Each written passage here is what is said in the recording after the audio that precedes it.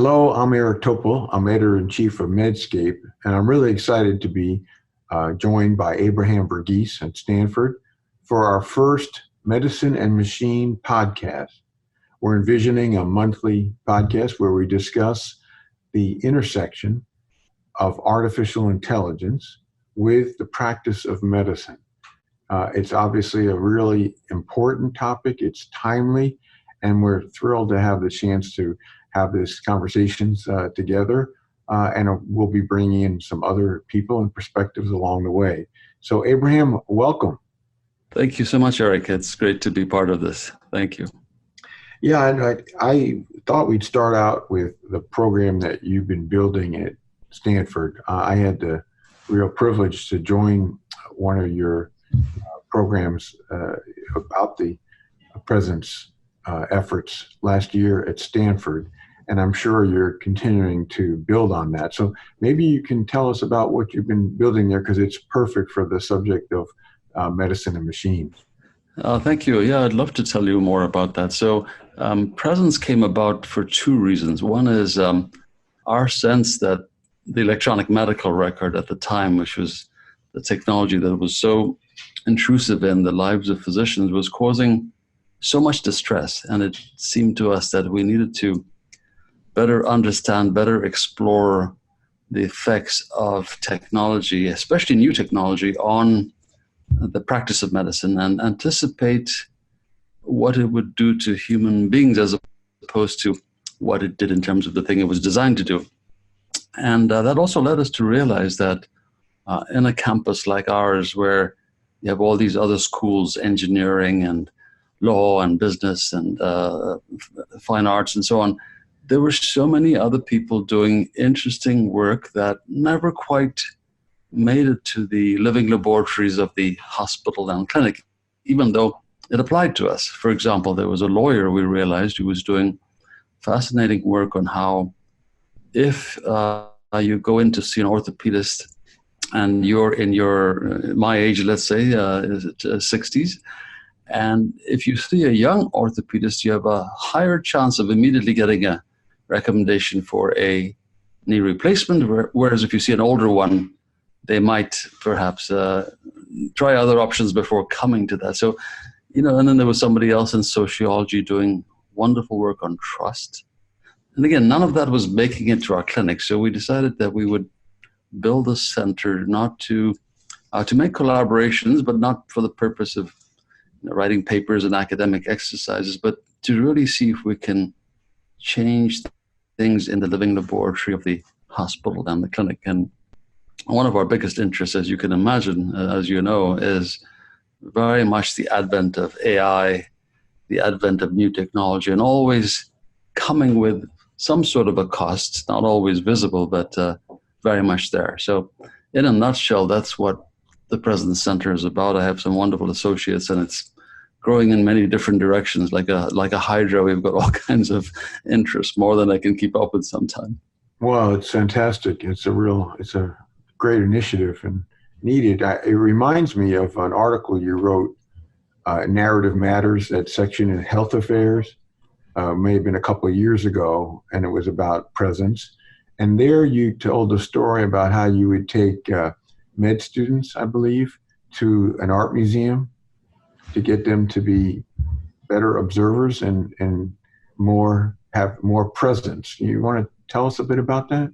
Sure. Yeah, I have the great honor of rounding with the chief residents at Stanford every Thursday afternoon and the students on Wednesday afternoons. And these rounds are very much about reading the body as a text. And so we deliberately walk in there without knowing what the patient has. I ask them not to tell the group or me what they have, not so that we can be clever and come up with a diagnosis, but because it's amazing how when you have labels on a patient, you simply stop seeing other things. And so these are really exercises about looking, about the clinical gaze. And to give you an example of the kinds of things that, sometimes are shocking in terms of what we don't notice. One time we were seeing a very pleasant Asian gentleman, and he was there for liver dysfunction. He was very gracious, let us examine him. And when I came out of the room, I asked the assembled crew, I said, what did you notice about the mother? The mother was in the room. And they hadn't really noticed anything about the mother. But the striking thing to me about the mother was that she had vitiligo. She was white. Her son was brown skinned.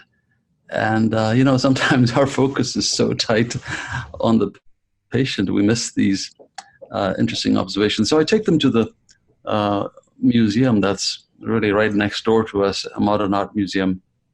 And we look at various things, and I think it's a nice way for them to appreciate that, there's so much around to look at, and the interpretation is very much colored by the lens through which they look at the world. And so we spend a lot of time looking at our own subjectivity based on our biases, our training, and so it's a fun thing we do.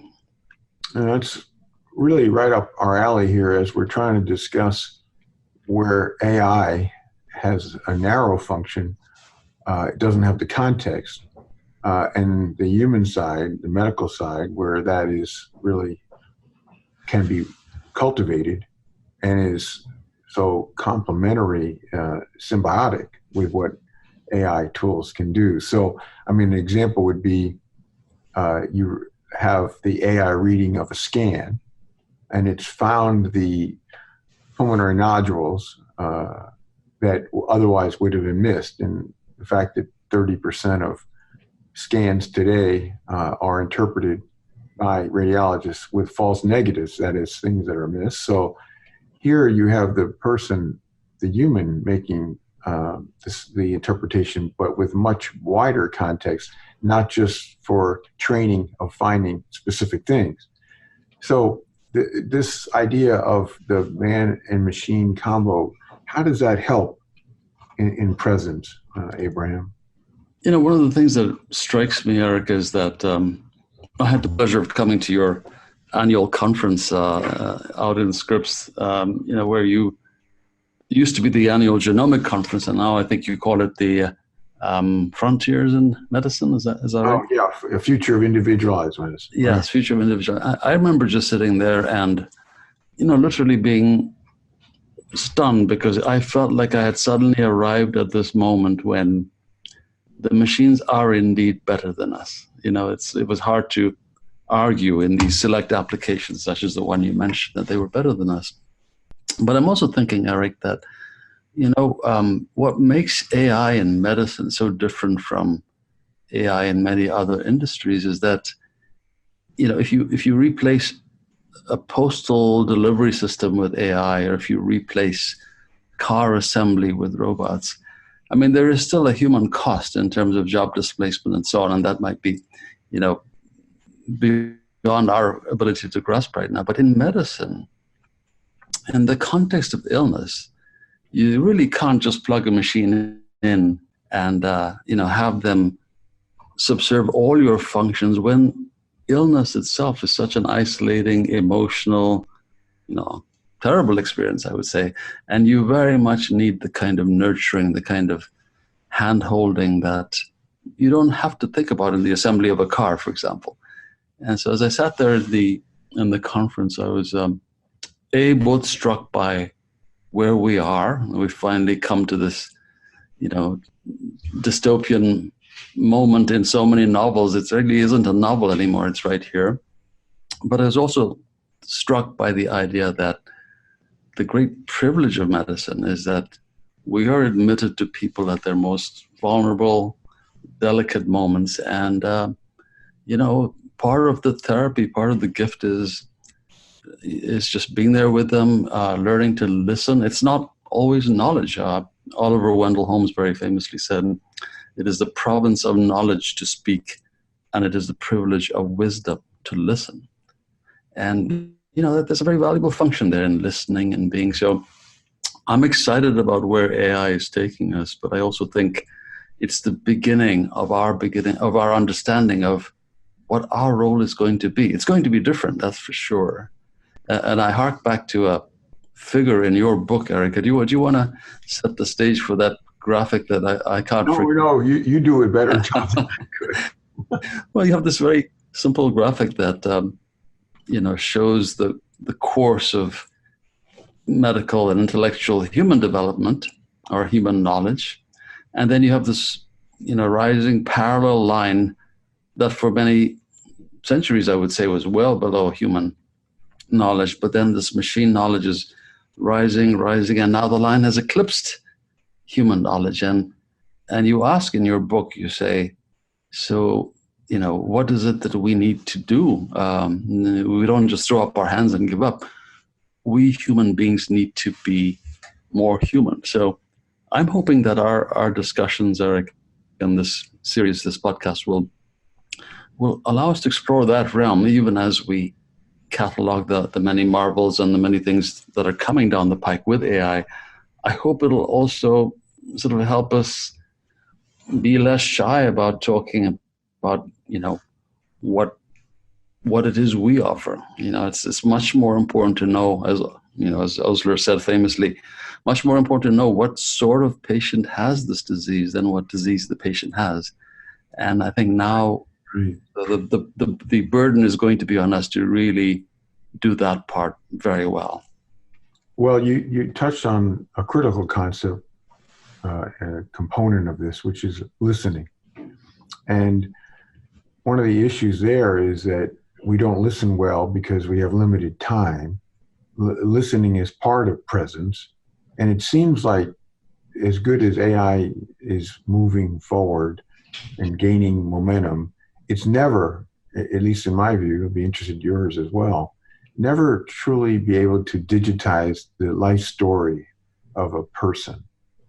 And listening to that life story, in which often you might even make the correct diagnosis that the patient is already well in touch with that. But beyond that, just understanding, cueing into what is the story, what is this person all about, what are they worried about, what are they excited about. And we don't typically listen, we don't give time because we interrupt patients within seconds of they starting to talk. So what about this listening? How does that build to presence? Well, I think it's important to say at the outset, and I know this is certainly true of you, but people have their doubts about me. I'm not a Luddite. I actually am a great fan of technology. I'm an early adopter of most things.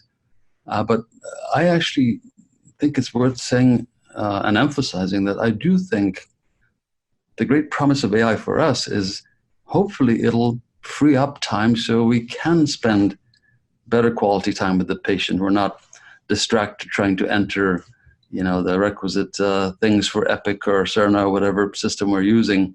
We're not shifting our gaze back and forth because in the background, natural language processing is just capturing our whole encounter and is going to put it in the computer, so we don't have to be the highest paid clerks in the hospital. But I also think that so that I think is the great promise of AI, is that it'll enable us to spend more quality time with the patient, more listening. I guess that's the thought. There was a second thought that's kind of escaped me right now, but I'm sure I'll come back to it. Well, yeah, I couldn't agree with you more. And I think that was something where we came together in deep medicine, and the wonderful foreword you wrote for that. The idea really you hatched some time ago of the eye patient. The idea that we weren't really cueing into the patient, but all too often looking at a scan of the patient or lab tests or like card flip rounds instead of actually going in at the bedside. How do we get that on track? Is that something that we need to mandate, that there is no such thing as card flip rounds, or do you think that naturally could ever get turned back to the way it used to be, where that was one of the fundamental parts, not only of teaching in a academic center, but it was actually a critical part of the human touch, the human factor, where the person, the patient, wasn't being talked about without their being present. Do you have card flip rounds at Stanford? I'm sure we do. I don't think anybody is willing to acknowledge it. And, I think from time to time it probably has a small place. But I think that the greatest obstacle, and the thing that I think we have to be fair when we talk about this, is that I don't think there's a medical student or a resident who comes to medicine aspiring to spend 6 of their 8 to 10 hours at work sitting in front of a computer. Eric, you and I did this to them in the sense that our generation allowed this to happen. Right. We allowed this creep of technology such that, for every 1 hour cumulatively we spend with patients, data shows that we're spending 1.5 hours on the computer, and a further 1 hour of our personal time at night, answering the beck and call of technology. So I'm struck when I meet with the residents and when I meet with medical students that, they come to medicine with all the right intentions, and they're actually quite excited by, the old art of bedside medicine. They want to spend more time with the patients, and, for the most part, given the chance they would, I think it's us who sort of stand in their way. However, the longer this continues, as you say, the longer we don't have this tradition of going to see the patient together, and recognizing that things are changing. Nevertheless, I think if you don't see the patient, and if you don't see them together with the trainee, I think the conversation doesn't really begin. It becomes all abstract, and you're not really talking about this person there. But my hope is that when we have less chains keeping us in the room in front of that screen, we will have more time with the patient. That's the great promise. I also wanted to mention, this is a thought that escaped me before. We've been struck by, we have all this wonderful coding for diagnoses. ICD codes for, did you hurt your left foot while seated in a trailer in the toilet and fell off it, versus whether you hurt your right foot. We have exquisite detail in diagnosis and diagnostic codes, and yet we don't have an ontology for who the patient is in front of us. I mean, the best we do is their age, maybe their occupation, do they smoke, how many family members they have. But, to really get a granular picture of this person in front of you, what are their aspirations? Did they drop out of college? Did they want to go to college? What were their parents like? So we actually have one of our president's projects is we have an ontology fellow working with Mark Musin, one of our bioinformatics people, trying to bring, it's not impossible, trying to bring as much granularity as you can so that this 67-year-old male in front of you with heart failure isn't exactly the same as the next 67-year-old male with heart failure. They are rich stories, they're completely different, and as you and I know, they completely will affect the outcome of the disease, the course of the disease, the approach to therapy. And so I think even as we talk about humanism and humanity, we can also use the best of technology to get better at understanding the humanism of our patients. I had a chance to speak to computer informatics, bioinformatics people at a little convention, and I challenged them. I said, welcome to our messy world where we're called to the ER, there's a patient there, the information's incomplete, the EMS has some tablets that were found at the bedside, the ex-wife is on her way in, and meanwhile labs are being drawn and those results are coming back, and we're making decisions in real time. And that's the place where I think should be the frontier for bioinformatics and for computer investigation, not the neat areas of looking at the genome, which is all wonderful, but help us with the messy stuff. And human beings, we're intrinsically messy, Right. Let's get in there. Yeah, well, there's so many ways that informatics and analytics can help. Like you say, we're messy. We have all sorts of data over long periods of time, which if were properly packaged, assembled, would be great inputs for a deep learning about a person and making it better for the clinician, doctor, and also the patient in the future. So yeah, dealing with the messiness is certainly a challenge. Well, one of the things that I wonder about is there's a lot of skepticism that the AI technology could actually make things better, because with it, as we both touched on, there'll be better productivity and efficiency that can be gained. For example, not having to have a keyboard typing during the middle of an encounter, or having the data of a patient assembled. These are just some of the many ways in which there would be a decompression or outsourcing of some of the tasks to machines. But many people are concerned that this will just be used, as it has been in the past, that any gain in productivity to squeeze doctors more, to actually see more patients. Or if you're a radiologist or pathologist, read more scans or slides, whatever you do to do more. And that is a major concern, because that's been the history for decades of administrators or managers that are financially responsible as their primary objective, as compared to the mission of medicine. What do you think is a workaround for that? I think it's a very real fear. I mean, it's a very real fear. And actually, we're seeing this in our graduating medical students. We used to talk about the road to success as being, the acronym for their aspirations. ROAD standing for radiology, orthopedics, anesthesia, and dermatology. and now it's become the ode to success. The R has dropped away.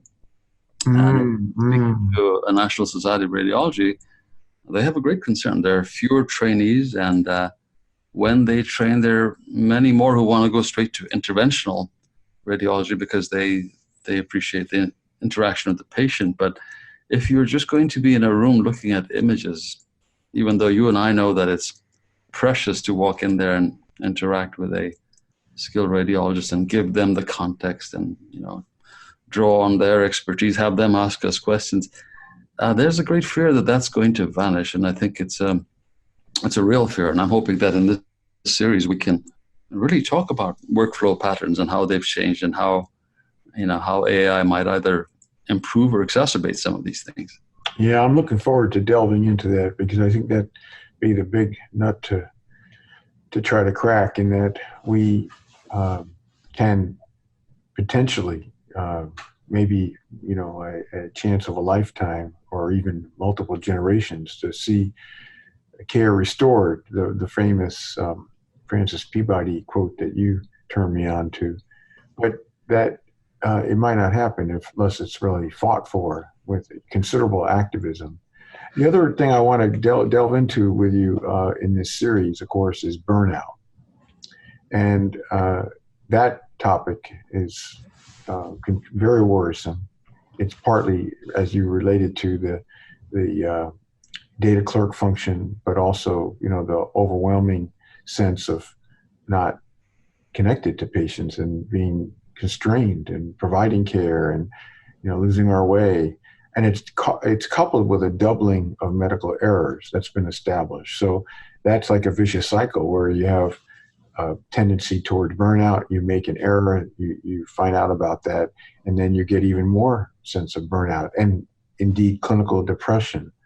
So the question is, how do we get out of this? We're at peak levels of burnout, and the concern would be that could it even be worse? Yeah, I think that it seems to go hand in hand with technology. So when we founded this Presence Center, one of the reasons we picked that term presence is we were struck by how often it cropped up in both the patient's narrative and the doctor's narrative. Doctors complained about not being allowed to be present. And of course, patients complained that we were hardly present, that they were, sent from here to there, but not necessarily, seeing the doctor for as long as they wanted to see the doctor. And so I think that, if we don't address this problem of what I call meaning in medicine, we're losing sight of something very important. Most of us didn't go into medicine for the pure science of it, although I think there are many individuals, to their credit, who do that, who are true physician scientists. But it's an art and a science. It's the caring for our fellow human beings, and that was the draw. And so I think what happened is this creep of more keystrokes and more keystrokes and more QI and more this, and all of a sudden, and it happened quite suddenly because there was a long lag period while people just sucked it up and took one more thing to fill out, one more Dropbox, and then all of a sudden we saw this huge surge in attrition, a huge surge in people expressing a dissatisfaction and people leaving for other careers. And I think that in a way it's been a blessing because everywhere I look, institutions have sort of woken up to the cost of this. I mean, at Stanford, we know that if a physician is unhappy by a very well validated metric, they have a 30-something% chance of leaving in the next 2 years. And given how much time and money and effort it takes to recruit someone like that, this is a huge loss to us financially, let alone having someone come and leave unhappily. And so I think Stanford was the first medical center to hire a full-time wellness officer in the form of a distinguished researcher, Tate Shanafelt, who has done a lot of the wellness studies. And, it's going to be an ongoing problem, but I think with programs like this that are going to, discuss wellness and put it right there in front of us as the topic that matters to us, and to talk about, the patient's perception of us and their takeaway. All these things are terribly important. We can't sort of relegate that to, the people are interested in the touchy-feely stuff. It turns out that's all of us. Right. Well, I think it's good for us to end this first podcast with the acknowledgement that technology, in some respects, if not many, created the mess.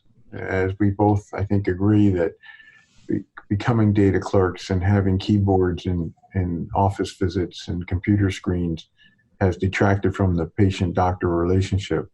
And now, ironically, counterintuitively, and diametrically opposed to what got us into this mess, is we're proposing that technology in the form of AI will provide some type of rescue, will restore the humanity in medicine. So that will be the subject of many discussions going forward. Can we get there? Is it possible? Is it crazy? Are we idealistic? And we'll ponder that in our future discussions and bring some others into the perspective. And we're certainly going to welcome comments from people who are listening in the Medscape audience. So with that, any closing thoughts for our first podcast together, Abraham? Yeah, I think this was fun, Eric. I think we set out the agenda, and I'd love to see us invite the most unusual types to come and share their views, because I think it's going to take more than science and bioinformatics to truly get at this. It's going to be, all about humanism and, finding people who can explain that to us and who can tell us how we can, better meet that essential part of what we do, the art of medicine. That's great. Well, thanks so much to you, Abraham, for joining us in this first Medicine and Machine podcast. We look forward to a series of these on approximately once a month basis, and we'll be back with you in